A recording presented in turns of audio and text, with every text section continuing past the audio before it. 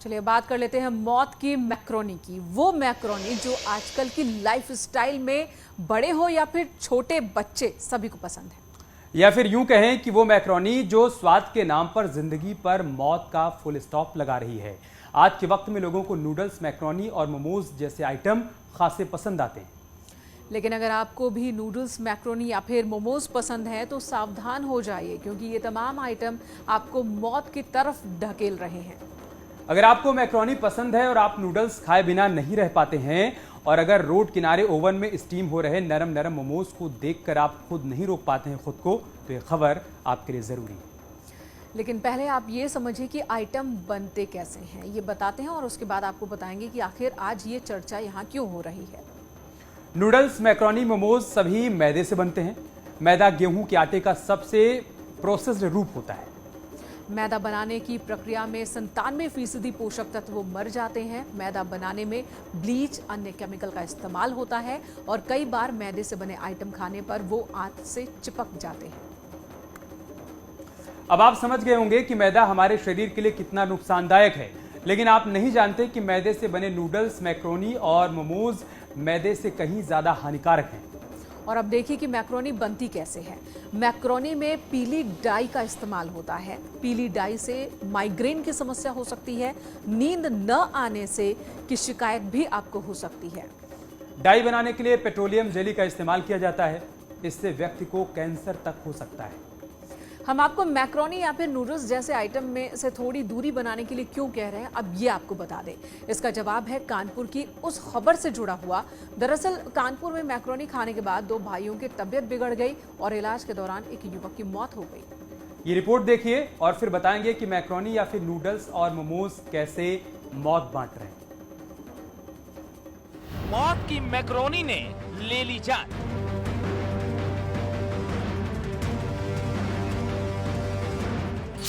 हादसे से स्वास्थ्य विभाग हलकान।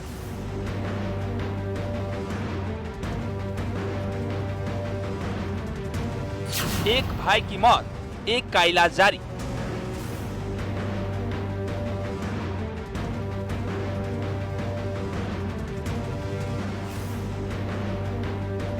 मौजूदा वक्त में मैक्रोनी एक ऐसा आइटम है जो बच्चे या फिर युवा और या फिर बुजुर्ग ज्यादातर सभी को पसंद आती है।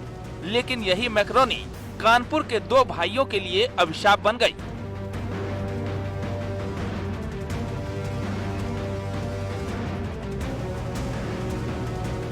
मामला कानपुर के महाराजपुर क्षेत्र के हनिया गांव का है।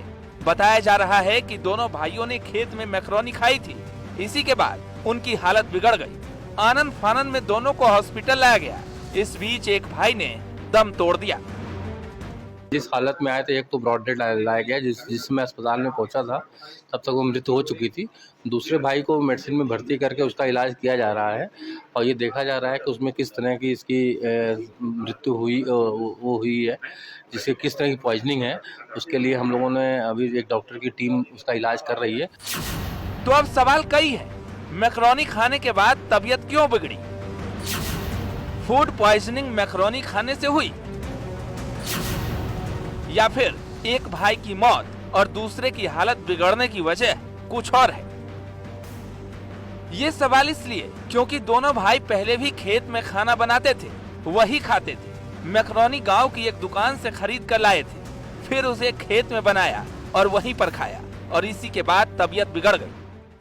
तो दुकान पे गए, लड़कियों का भेज दिन मैक्रोनी ले आई, बनी, आराम से खाएं और वही के 15 मिनट बाद वही अकड़ने लगा, मार फिचकुर मुंह पे डालने लगा। अब मान लो क्या बताया जाए कि मैक्रोनी से तबीयत खराब हुई।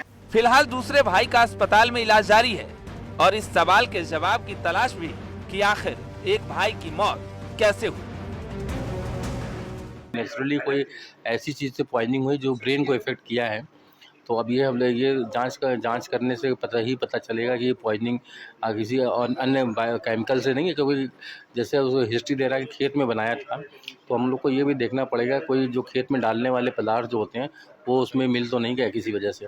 शौक में मैक्रोनी खाना इन दोनों भाइयों के लिए अभिशाप साबित हुआ, जहां एक और मैक्रोनी खाने के बाद एक भाई की हालत बिगड़ी और उसकी मौत हो गई, तो वहीं इस वक्त हैलेट अस्पताल में दूसरा जिंदगी और मौत से जूझ रहा है, जिसकी हालत नाजुक बनी हुई है।